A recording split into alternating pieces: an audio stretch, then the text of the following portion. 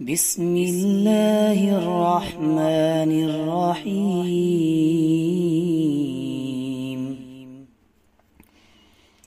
سبح اسم ربك الأعلى الذي خلق فسوى والذي قدر فهدى والذي أخرج المرعى فجعله غثاء أحوى سنقرئك فلا تنسى إلا ما شاء الله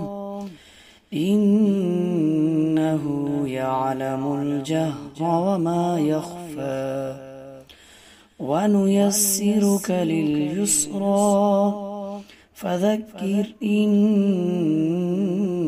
نفعت الذكرى سيذكر من يخشى ويتجنبها الأشقى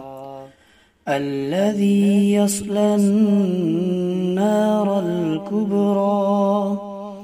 ثم لا يموت فيها ولا يحيا قد أفلح من تزكى وذكر اسم ربه فصلى بل تؤثرون الحياة الدنيا والآخرة خير وأبقى إن هذا لفي الصحف الأولى صحف إبراهيم وموسى